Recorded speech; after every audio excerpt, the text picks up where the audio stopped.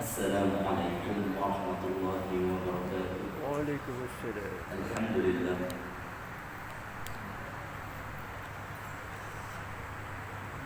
Syukur kita kepada Allah Subhanahu wa taala atas berizinnya dapat kita berkumpul di rumah Allah Subhanahu wa taala. Selepas kita menunaikan solat subuh secara berjamaah, antara waktu yang paling barakah kita bangun awal, bersiap-siap ke masjid, bersolat bersama-sama. Kita bayangkan kalau kita tidak berada dalam agama ini, kita tidak berada di sini, kita mungkin kita selimut lagi lah. Dan pada hari ini kita bercuti lah bagi orang yang masih bekerja sempena Maulidul Rasul. Jadi ini kira kuliah subuh yang di luar jadual biasa. Terima kasih atas jemputan daripada pihak urusan masjid yang dikasihi Tuan Imam, sahabat saya Ustaz Osman. Kalau dia pergi masjid saya kena pegang lah dia. Kalau saya pergi sini, dia kena duduk lah. Jadi Alhamdulillah, ini tradisi yang cukup baik. Belajar bersama-sama. Tak ada siapa jadi tuan guru sesiapa. Dia jadi saling mempelajari itu baik. Ialah kita ada tuan-tuan guru kita, tetapi ada satu konsep yang kalau kita biasalah kita sebut usrah dulu-dulu. Siapa yang masih berusrah saya tak pasti. Jadi usrah ni tradisi belajar bersama. Sebab dalam usrah semua kena cakap. Jadi dia tradisi belajar bersama. Dan saya tampil pada hari ini pun bukanlah sebagai tuan guru, tetapi sekadar berkongsi sedikit sebanyak maklumat-maklumat yang ada sempena Maulidul Rasul ini. Biarlah kita membicarakan tajuk-tajuk yang berkaitan dengan Rasulullah SAW. Jadi mungkin tuan-tuan sudah ada jadual Maulidul Rasul khas untuk masjid ini. Dan pada hari ini kita ulang kaji sikit. Kalau di sekolah tu kita ulang kaji untuk peperiksaan, tapi ini untuk kehidupan dan pengajaran. Itu kadang-kadang di sekolah ni kelemahan dia gitulah. Oleh kerana belajar untuk periksa, lepas periksa dia lupa semua. Tapi kita hari ini bukan untuk peperiksaan, tetapi ya, kehidupan dan peperiksaan ni kita akan diperiksa kali terakhir lah kot. Di bawah sana nanti. Bawah tu maksudnya masa dalam tanah nanti. Yang tu peperiksaan untuk masuk ke alam akhirat. Kalau kita selesai menjawab yang tu dengan sempurna, rasanya kehidupan akhirat kita akan lebih baik. Kalau tak boleh jawab yang tu, bahasa mudah ustaz-ustaz kita kaji dulu pun tak boleh jawab, malaikat sebat sampai termasuk dalam tanah badan kita. Lepas tu malaikat cungkir naik balik. Bahasa yang mudah, tapi hakikat sebenarnya kita tak tahu. Mungkin lebih teruk daripada itu. Jadi mengenangkan Nabi kita yang kita sambut entah kali keberapa Maulidul Rasul ini dalam kehidupan kita, dan kali-kali yang akan datang kita akan sambut lagi. Jadi kelahiran ni kita boleh baca lah di mana-mana buku. Tahun 571 Masihi, tahun gajah kita sebut. Yang masyhurnya hari inilah 12 Rabiul Awal, hari Isnin. Tapi ada tarikh-tarikh lain yang dikemukakan oleh para ulama sirah ada yang sebut 8 atau 9 Rabiul Awal, sebab dia orang buat pengiraan bulan-bulan Islam. Sebab masa tu bulan Islam bukan dicatat seperti mana sekarang. Bahkan kelahiran Nabi Muhammad itu pun tidak dicatat dengan sempurna lah. Sebab orang belum tahu dia nak jadi Nabi kan. Kalau orang dah tahu, mesti orang catat banyak-banyak. Orang dah tahu kelahiran seorang bayi. Mungkin ada perkara-perkara luar biasa yang diceritakan, yang perasan mak dia lah yang lahir, atau yang membidani dia. Orang lain tu seperti orang lain lah. Dia tak nampak lah cahaya ke apa ke, jadi orang pun tak catat. Dan zaman tu pula Maulid ni bukan popular lagi. Kita tak apalah ada potong-potong kek kan. Dan kita pula Maulid ni tak popular di kalangan kita ni. Maulid kita sendirilah maksudnya. Kita yang popular kena arwah. Kena arwah buat tu kan. Orang mati orang kita buat kena arwah. Saya tak pernah potong kek.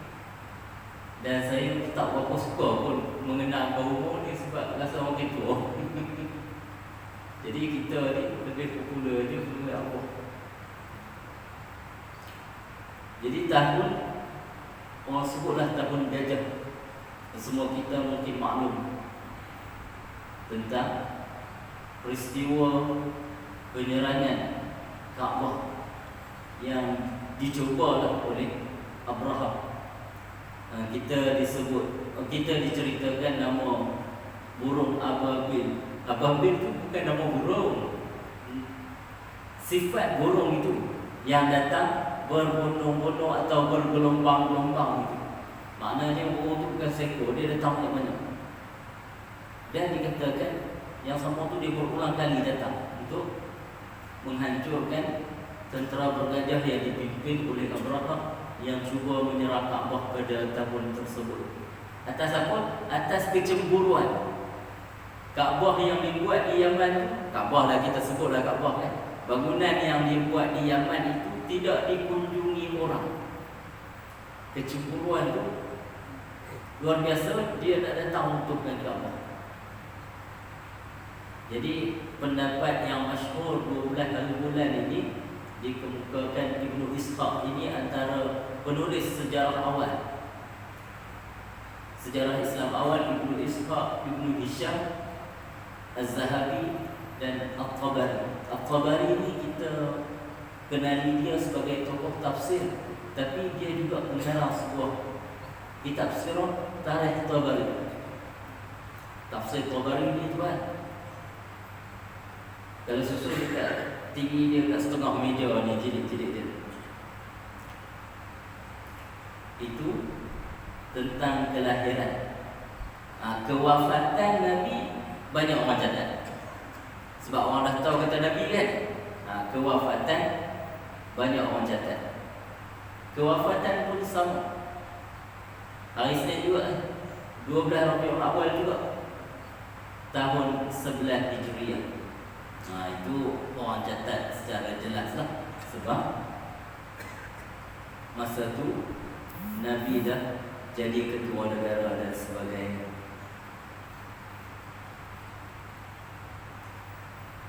Jadi kepada seorang manusia ni, orang lain Allah tak jadikan rukun iman. Ini yang penting kita mengenali Nabi. Penting sebab dia rukun iman. Kalau kita kata hafal lah ni kan, hafal nak masuk Islam, beriman kepada Rasul, beriman kepada Rasul, takut hafalan tu akan dilupai bila berada di bawah sana sebab kita tak kenal dia. Dia di bawah sana tu jawab bukan kerana hafal, tapi kerana cara hidup. Kalau kita sekadar hafal, macam-macam kita boleh hafal. Jadi tak ada orang lain yang Allah jadikan rukun untuk mengenalinya, untuk mempercayainya, kecuali Nabi-Nabi. Kita beriman, maka kita kena kenal lebih sikit. Sebagaimana orang sekarang mengenali selebriti yang mereka minati. Selebriti banyak. Selebriti hiburan, pelakon, penyanyi. Lagi zaman kita tidak ada, zaman anak cucu kita ada apa? TikTokers, Insta famous. Lagi apa? Zaman sekarang ni yang terkenal di media sosial. Dan dia terkenal itu bukanlah dengan perkara-perkara yang besar sangat. Dia review produk, dia buat kandungan-kandungan yang orang minat. Kadang-kadang dia mengikir, dia rakam, orang tengok, dia saya dah terlepas waktu mungkin yang seusia saya ke atas pun dah tak layan sangat lah. Lebih lagi tuan-tuan yang berumur 50-60 ni mungkin tidak ada. Dia kali tak apalah, dia ada akaun Facebook untuk memuat naik ceramah-ceramah masjid ni. Tahniah lah, walaupun sudah berusia tapi berusaha untuk menyebar luaskan dakwah melalui media sosial yang beliau miliki. Akaun ini kadang-kadang saya malu juga nak tengok ceramah sendiri sebenarnya. Dengar ceramah sendiri ni kita malu kan.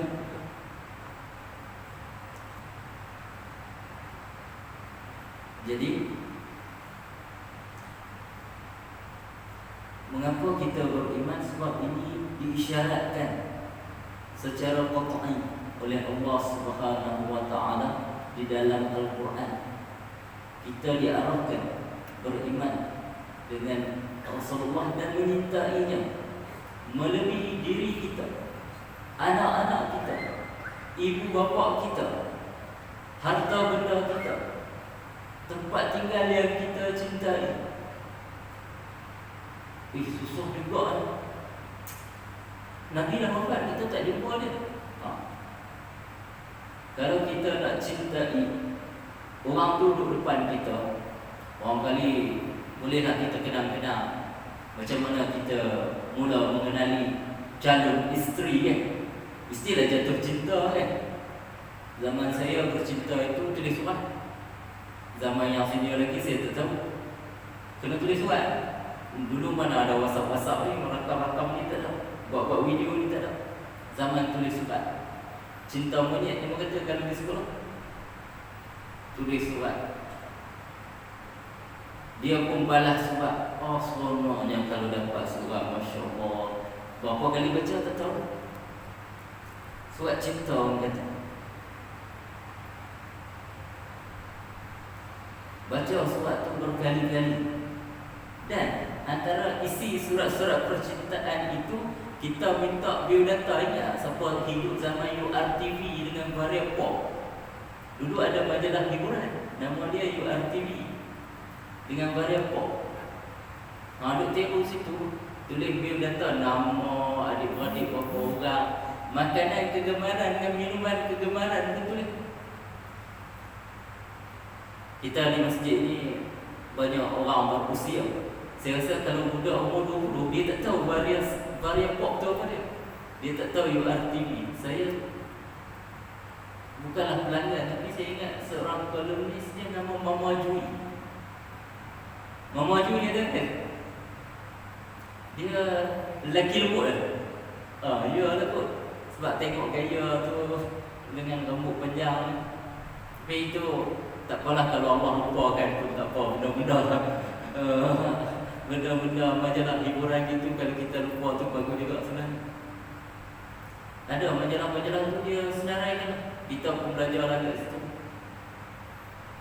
Zaman tu zaman media cetak, bukan media sosial macam lari. Jadi kita cuba kenali Orang yang kita cinta itu sampai dia makan ke darah apa pun kita nak tahu. Dia suka makan apa pun kita nak tahu. Dia suka minum apa pun. Jadi kita minta. Dan kita pun balas bubuh juga. Kalau yang dewasa sikit, yang canggih sikit, dia ada tulis pemimpin negara yang dikagumi. Yang canggih sikit, dia pun nama pemimpin yang dia minat pun bubuh. Perkara yang dibenci, satu ni. Perkara yang dibenci pun bubuh. Dia tulis perkara yang dibenci, manusia hipokrit. Okay, Kemeh dia tulis dulu. Jadi banyaklah kita minta biodata orang yang kita cintai, dan kita pun ingin memberi biodata kita kepada itulah pasangan kita tu. Tapi biodata Nabi Muhammad ni kita tahu ke tak? Tak apa, tadi terakhir ni mak ayah dia, ibu bapa dia, nama bin tu, bentuk fizikal dia. Jadi kita yang hidup di akhir zaman ini, oleh kerana kita tak berjumpa dengan dia, antara peluang untuk kita mengenali baginda ialah melalui bacaan. Cubalah sepanjang hidup kita ni kita baca sejarah yang panjang sikit Nabi Muhammad lah khususnya. Kalau yang bahasa Melayu yang agak moden itu, tulisan pensyarah Universiti Melaya Dr. Zulkifli Yusof, tajuk buku dia Biodata Muhammad bin Abdullah. Antara pencetak dia BTS Publication. Masa dia tulis buku tu, bila bubuh tajuk Muhammad bin Abdullah, ada tak orang marah kat dia? Kenapa kamu tak tulis Rasulullah SAW? Ingat pak saudara kamu nama Muhammad bin Abdullah, tulis lagu tu saja. Kebetulan saya BTS ni, orang kuat dia dulu pensyarah Mesir, Profesor Abdullah Hassan dengan Ainul Muhammad. Dia kata kami menulis begini supaya pasaran nak diperluaskan, kita nak perkenalkan Nabi kita kepada orang Islam. Kalau kita tulis Rasulullah, sekali orang Islam tengok, dia kata dia Rasul-Rasul ni urusan orang Islam, dia tak beli. Biodata dia panjang. Kalau nak yang tradisi, terjemahannya ada yang ditulis orang Arab, Syama'il Muhammadiyah. Saya rasa banyak dijadikan kitab-kitab untuk kuliah di Masjid Syama'il. Atau ada lagi Ar-Rahiqul Makhtub. Jadi kita cuba baca. Walaupun buku-buku tersebut agak tebal, saya rasa kata-katanya kalau tulis dalam bahasa Malaysia, tulisan Rumi itu, dia lebih kurang 400 surat. Dia mencabar sikit lah baca. Jadi nak mengenali baginda ni, kita baca, baru kita akan rasa bagaimana kita ingin mengenali orang yang tak pernah kita jumpa, tapi dia menjadi rukun iman kita. Kita belajar dalam akidah tu ialah Nabi seorang lelaki yang diberikan wahyu oleh Allah Subhanahu wa taala, diperintahkan menyampaikan kepada kaumnya. Macam tu kan kita belajar dalam subjek akidah gitu. Tapi ini kita nak tahu sejarah. Kalau yang Dr. Zulkifli itu dia tulis sejak zaman jahiliyah lagi. Datuk Nabi ni siapa, macam mana rupa bentuk, Rahimul Maktum pun tulis, Syama'il pun tulis. Rupa bentuk Nabi, rupa bentuk fizikal Nabi, tinggi ke rendah. Dalam Syama'il ditulis bagaimana jika berada di kalangan orang pendek-pendek macam saya ni lah, dia di antara orang yang tinggi di kalangan mereka. Ketika dia berada di kalangan orang tinggi-tinggi, ialah kita tinggi rendah ni tak sama kan. Dia bukanlah antara yang paling tinggi di kalangan mereka. Maknanya Nabi ni sederhana.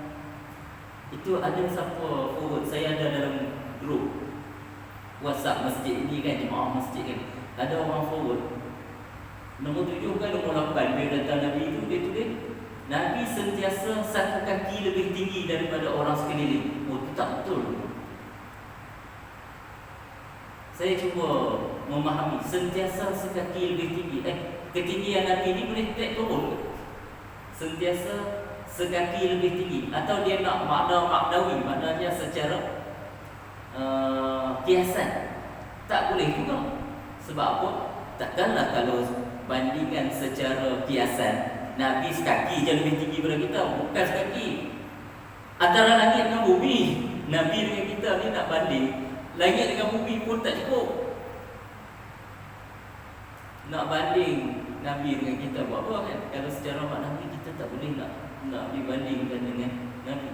Saya rasa siapa yang forward, kalau dia ada, kena betulkan fakta nombor 7 kan nombor 8. Nabi sentiasa sekaki lebih tinggi. Kalau cari jumpa tu dalam grup masjid, sentiasa sekaki lebih tinggi daripada orang sekeliling. Kita tulis betul lah. Orang tinggi sangat memang tak apa elok pun, kan? Saya pernah mengajar di UiTM. Saya ingat ni pelajar saya paling tinggi saya pernah jumpa. Tinggi dia 2.02 meter. 2.02. Kalau dia lalu ke tepi tingkap tu, kepala dia terlebih sikit pada tingkap. Kita tak boleh nampak muka dia. Jadi kalau sederhana ni, orang ni yang ketinggiannya elok, dia kata 6 kaki. Nak jadi model tu lebih kurang 6 kaki. Dia balik dalam dia no. Kalau sentimeternya 1.80. Maknanya kalau Nabi bukanlah tinggi sangat, mungkin dia 5 kaki 10. Atau kurang-kurang 5 kaki 8 kan. Haji Sufyan 5 kaki 3 ya dengan saya. Saya ni 5 kaki 3 inci je. Yusma pun lebih kurang kan. 5 kaki 3, 5 kaki 4, 5 kaki 5. Maknanya kalau kita dudukkan Nabi lebih tinggi pada kita. Kalau Nabi berada dengan orang yang ketinggiannya 2 kaki atau 6 kaki lebih, 193, 19, Nabi lebih rendah daripada mereka. Dia memang ketinggian yang sederhana itu elok. Dipadankan dengan bahunya yang lebar, dadanya bidah, betisnya besar. Betis besar ni tengok orang kalau sukan tu yang sprinter, apa yang lari jarak dekat. Yang lari jarak jauh ni dia kurus-kurus. Lari jarak dekat ni, cuba tengok paha dengan betis dia. Ui, besar. Saya ingat ni kalau yang dekat-dekat ni memang kena paha besar baru kuat. Ingat pelumba basikal nama dia Rosman Alwi. Oh, kalau dia naik basikal, Masya Allah, saya tengok masa dia sprint, masa dia kayu nak laju tu, wah, dia suruh batang kayu tu, dia tekan nak kuat kayu tu kan. Jadi fizikal Nabi ya, bertubuh sederhana dan tegak. Dia tegak.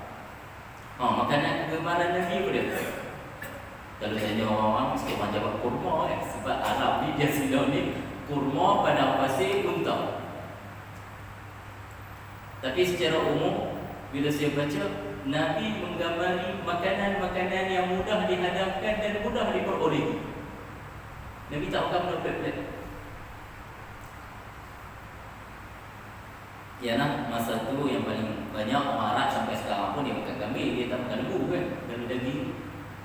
Dan dikatakan Nabi suka kalau diberikan daging kambing sebelah kaki yang kanan. Sebab kaki belakang ni dia dendam kuat, berat lah sikit. Kaki depan tu dia tak kurang dendam, untuk sikit orang geli kan. Jadi lembut ni sedap lah sikit hadap. Kita ni duk pergi makan sup urat keting. Tapi tak apalah, dia berbuih lama-lama jadi kembang benda tu kan. Sup urat keting pun kita makan.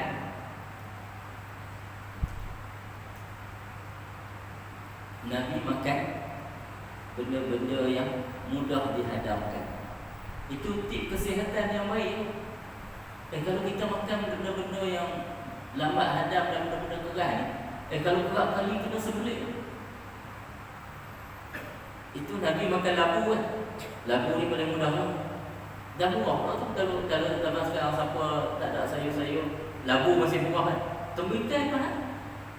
Cuba pergi tengok tembikai kat TM berapa dia. Ambil yang besar tu dekat RM30 tu. Tapi labu RM5 besar. Masak sayur 3 kali baru dah habis. Tambah-tambah tak siapa yang anak-anak dah tak ada kat rumah duduk lagi bini kan. Tak boleh beli sedikit, beli sekerat RM30 kan. 1/4 pun cukup. Jadi itu makanan Nabi kita ialah makanan-makanan yang mudah dihadapkan. Itu tip kesihatan yang baik. Kalau roti, Nabi makan roti yang kelabu sikit kan, bukan yang putih melepak. Yang putih melepak ni roti bukan yang bagus sebenarnya. Sebab roti buat daripada gandum. Gandum tu kalau kekuningan atau kita kata merah kan. Jadi bila jadi roti kena warna tu juga. Kalau yang putih melepak tu dia sudah bleach, dia sudah purify, dia dah ni lah, lunturkan kala. Jadi bila nak luntur ni kenalah guna bahan kimia tertentu. Tak bagus. Nabi makan yang wholemeal tu, yang ada macam biji-biji gandum sikit, macam kulit-kulit tu. Jadi itu tip-tip kesihatan yang baik untuk kita. Itu fizikal kita boleh baca lagi lah. Gigi dia bagaimana, beningnya bagaimana, semua ditulis. Tapi istimewanya agama kita ni, fizikal Nabi tak dilukis. Nampak? Sebab apa orang tak melukis? Rambut ikan mayang kalau sesekali dia lambat potong sikit, boleh cecah sampai bahu. Sedangkan orang Arab umumnya rambut keriting banyak kan. Rambut dia kita panggil rambut umbak. Sebab apa kita tak lukis? Kalau kita rajin berjalan dan rajin tengok gambar, kita faham mengapa Nabi tidak dilukis. Umat mana yang lukis Nabi dia? Orang Kristian. Gambar Nabi Isa siapa? Jesus dia panggil. Kawan saya rajin berjalan. Dia kata dia pergi Korea, Jesus mata sepet. Dia pergi Afrika, Jesus kulit hitam. Sebab lukis ni kita akan pengaruh dengan persekitaran kita. Orang Afrika lukis Nabi Isa rambut keriting. Dan dia kala macam negro. Sebab yang lukis tu negro. Orang Korea lukis mata sepet sebab dia terpengaruh dengan persekitaran dia. Korea ni mata sepet-sepet. Akhirnya mana satu Jesus sebenar. Kalau kita tengok yang orang putih tu, nampaklah gaya orang hidup di rantau Mediterranean sana, area Turki, Palestin, apa semua. Mana satu Jesus sebenar? Orang Afrika kata hak duduk di negara mereka. Orang Korea kata hak duduk di negara mereka. Kata Jesus Melayu ni dia buat hidung kembang. Orang Melayu ni banyak hidung kembang sikit kan. Itulah. Baru kita tahu dalam tradisi agama kita buku baras Nabi ditulis tetapi tidak dilukis. Kalau nak lukis, kalau orang yang pandai, dia bukan susah sangat. Kalau dia kata buat hidung sopa pelepahnya, dia buat hidung kembang, hidung jambu air, hidung apa lagi, rambut ikan, rambut kinting dan sebagainya. Jadi itu fizikal. Tapi apa yang lebih penting ialah apa yang dibawa oleh Nabi Muhammad SAW. Dalam sepanjang kehidupan baginda itu, baginda telah mencontohkan kepada kita berbagai sisi kehidupan. Dia yang seorang ayah, dia seorang suami, dia seorang panglima perang, dia seorang hakim, dia seorang pemimpin negara. Semua dia dah contohkan pelbagai sisi kehidupan. Dan jangan kita ambil sekerat-sekerat. Hak sampai mengebom orang. Pengebom berani mati, suicide bomber tu. Yang macam ISIS. Dia ambil kehidupan Nabi bagi perang. Dia ingat saja pada bini puluh orang. Jadi kasar. Yang ISIS tu pemikiran Khawarij. yang bibitnya dah muncul zaman Nabi pun. Dia tak boleh bekerjasama dengan orang yang tak berfikiran macam dia. Selisih dengan dia sikit, dia kafirkan dan dia bunuh. Dia kira Nabi jihad sama. Dia kira nak jihad. Masalah-masalah kecil pun dia selesaikan dengan jihad Tuhan. Kalau kita ambil Nabi dari sisi amalan kerohanian, kita hanya duduk di masjid, duduk berzikir.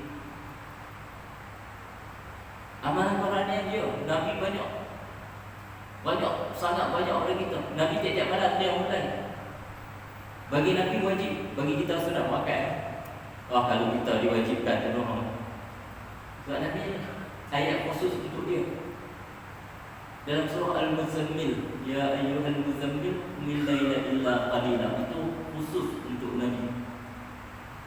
Dia wajib tiap malam. Kalau kita tak larat tiap malam, sebulan sekali ke seminggu sekali pun jadi. Jadi apa yang Nabi bawa, setiap sisi kehidupan itu adalah kesempurnaan hidup sebagai apa. Sebagai seorang suami, Nabi ini ada banyak isteri, dia hidup berpoligami. Tapi butang baju dia jatuh, dia jahit sendiri. Maknanya Nabi tak menyusahkan pasangan. Diberitakan Nabi menolong isterinya di dapur. Orang tadi ada di kalangan kita ni pandai masak, tolong-tolong isteri kita sikit. Tambah-tambah zaman sekarang ni isteri pun bekerja. Nabi sebagai seorang ayah, Nabi menyintai kanak-kanak. Sebagai seorang datuk pun begitu. Yang ni orang Melayu betul. Tapi anak dia tak apa sayang, cucu dia sayang. Orang Melayu ni berik sikit. Oh, cucu sayang. Anak pun sayang juga, tapi dia dapat anak tu ketika muda, dia pandai lagi. Dia dapat cucu ketika tua tu dah sejuk. Cucu kalau tak dapat, minta kat ayah dan mak, cuba pergi minta dengan tuan. InsyaAllah dapat. Kalau kita pukul anak kita, lepas ayah kita, mak kita sakit, kita kena marah. Lepas tu anak kita tengok, kita buat berau sengai-sengai. Geram pula kadang-kadang kan. Jadi kasih sayang yang Nabi bawa, kasih sayang. Tapi kenapa kadang-kadang kita tengok umat Nabi sekarang banyak bawa kebencian? Benci kat orang cukup banyak. Kat jiran benci pun dah keliling jiran. Benci adik-beradik, gaduh untuk harta pusaka, benci adik-beradik. Pasal parti politik, benci parti politik lawan masing-masing. Pasal apa ni? Alasan untuk benci-membenci banyak. Sedangkan Nabi itu diutus sebagai rahmat ke sekalian alam. Rahmat ni kasih sayang. Nabi boleh melayan pelbagai pelusur, pelbagai jenis manusia. Sahabat Nabi ada nama Suhaib Ar-Rumi. Rom ni dia orang putih kan? Rom ni orang putih. Orang Arab. Kalau sebut Rom tu dia maksudnya orang Eropah. Suhaib Ar-Rumi. Kalau yang bangsa Parsi ni lagi dekatlah dengan Arab. Salman Al-Farisi. Nabi boleh layan semua jenis manusia. Allah sebut, "Wa ma arsalnaka illa rahmatan lil alamin." Nabi ini pembawa rahmat ke seluruh alam. Binatang pun dapat rahmat dengan perutusan Nabi. Nabi pencinta alam sekitar. Masa perang Nabi tak bagi tebang-tebang pokok apa semua ni memusnahkan alam sekitar ni, Nabi tak beri. Nabi lah. Tapi kita kalau boleh, tak lama lagi ni nak hujan. Isu bala Allah ni, penerokaan tanah yang keterlaluan ni, dah bawa bala kepada kita. Tapi adakah kita berhenti? Orang suruh stop, tak boleh. Ada pentadbiran ini, kena tanya pentadbiran negeri lah. Dia luluskan balak untuk membalakkan beberapa tahun akan datang. Maknanya kalau batal kena bayar balik ganti rugi pada syarikat. Oh, ini pentadbiran yang tak betul. Bukit kita ni banyak dah yang botak. Di Kedah, tempat saya Syed Bali, Cepat bukti. Dulu ni jarang dengar banjir paling sikit. Baru ni banjir pula kan dah 3 kali yang dalam tempoh 6 bulan yang 3-4 kali. Memang penebangan hutan di Gunung Inas agak keterlaluan. Macam-macam alasan, pandai mereka bagi alasan nak buat ladang hutan lah, nak tanam saking, nak tanam pokok tu lah, nak tanam pokok ni. Tapi poin dia tuan-tuan semua tahu. Kalau nak bohong ni, biarlah bohong betul sampai orang tak percaya lah kan. Tapi kalau bohong, nak buat kerja ni, tu bawa keluar batang malam, berlori-lori, siapa nak percaya? Kita dah sampai kubur.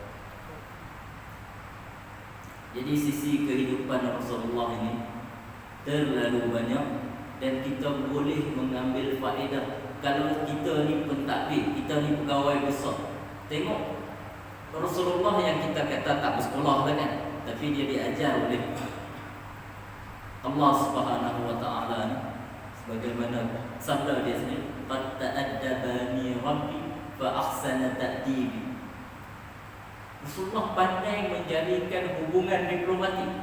Hubungan diplomatik ni susah. Dia hubungan antara negara ni susah.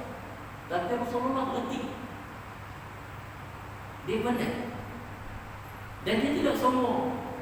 Ketika sahabat-sahabat dia yang baru masuk Islam, orang-orang daripada tamadun Rom, yang kata Rumi tadi, yang kita kenal Suhaib Ar-Rumi. Ada orang lain lagi dia kata bangsa-bangsa sebelah sana ni kalau sobat kena cok baru laku. Jadi Nabi pun buat cok mohon. Nabi bukan sombong kita ini cara aku lah, tak tahu ke aku Nabi. Dia tak jawab macam tu kan. Tapi dia biasa saja cadangan-cadangan yang sederhana begitulah.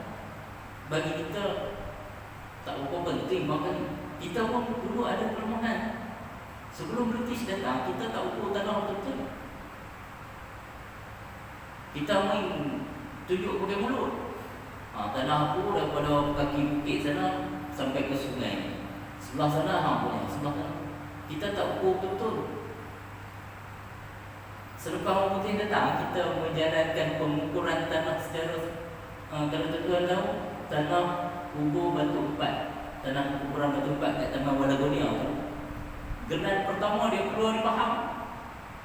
Dulu barangkali Perak, Pahang ni negeri-negeri Melayu bersekutu barangkali kan. Maknanya British yang tak ada.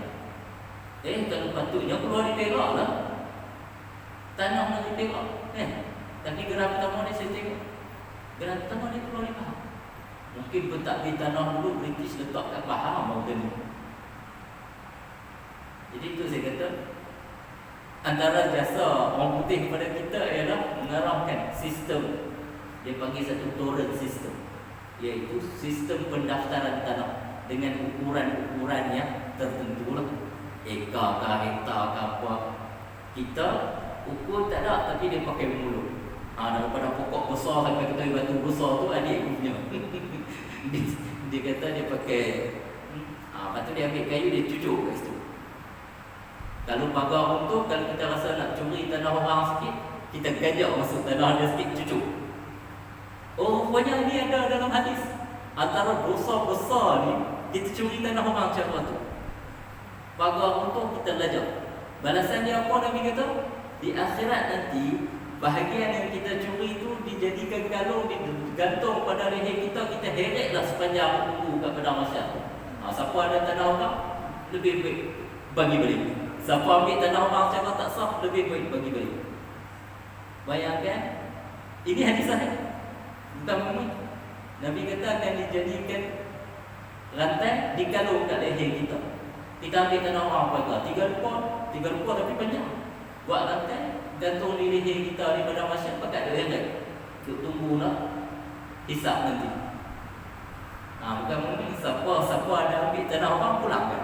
Sebelum mati bagi balik. Masa kat dunia seronok lah. Ambil sikit, guna jempuh elok.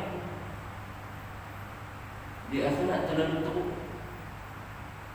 Kalau saya rasa, kalau kita tinggal semayang, bukan kita boleh tinggal semayang, kita taubat dan suka dengan Allah Subhanahu Wa Taala, Allah terima taubat kita.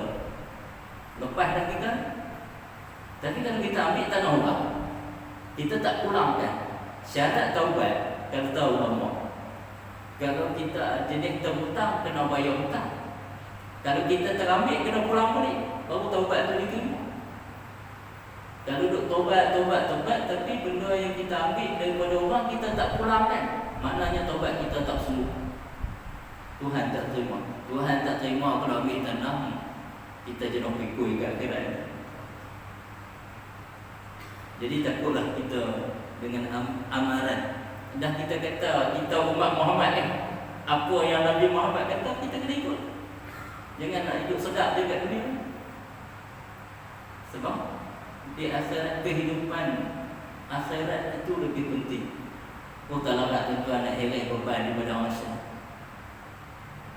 maka lagi kita nak heret beban tak larat. Kita akan dibangkitkan dengan apa yang kita suka. Itulah isyarat Nabi, dan apa yang Nabi suruh kita kena buat sebanyak-banyaknya. Apa yang Nabi larang, kita kena tinggalkan bersungguh-sungguh. Dia memang jihad sikit. Ada benda-benda yang seronok. Dalam Quran contohnya kata wala tajassasu. Kita ni suka mencari-cari rahsia orang untuk diceritakan kepada orang lain. Ini perbuatan yang buruk. Wala taqulu amwalakum bainakum bil batil. Jangan kamu makan harta sesama kamu dengan cara yang salah. Antaranya yang tadi lah, ubah sempadan tanah ketika pagar untuk kita masuk. Tapi lah ni sampai ke korek parik, jelas sikit kan. Korek parik jelas dia tak buat pagar. Jadi yang terakhirnya Nabi tinggalkan kepada kita dua perkara yang penting. Satu Al-Quran, satu solat. Dua-dua ni sangat penting. Kita pun kalau dalam Isra' Mi'raj tu kita dah diceritakan bagaimana Nabi menerima amalan solat dan benda fizikal yang boleh kita tengok, Quran. Tak semua kepala dia pandai baca. Siapa yang tak pandai baca pun kena baca juga. Sebab apa? Baca yang rangkak-rangkak tu pun dapat pahala juga. Ini luar biasa. Kita tak pandai main bola, tak ada jurulatih ambil kita suruh main. Orang bagi kita kaki bangku kan. Sepak kena 3 kali, tak kena 2 kali orang bagi kaki bangku. Tak ada jurulatih nak ambil kita. Kita disuruh jadi penonton. Tapi Al-Quran ni kita tak kerti baca pun disuruh baca juga. Dibagi pahala juga. Itu sekali lagi dalam grup masjid yang dulu video yang mencelakakan orang baca Quran, saya tegur, Ustaz Osman bubuh dah hadis. Orang yang baca Quran tak tahu apa ni, dia kata macam jadam kan. Dia memanglah tak sedap, dia pahit jadam. Jadam tahu tak, kalau tanya budak-budak tak tahu jadam ni apa dia. Tapi dia ubat. Dia ubat. Walaupun kita baca kita tak tahu makna ke, kita baca tak sedap, dia tetap pengubat jiwa. Quran ni diturunkan, salah satu nama Quran tu Asy-Syifa, penyembuh. Lebih kepada penyembuh penyakit jiwa ni, baca Quran.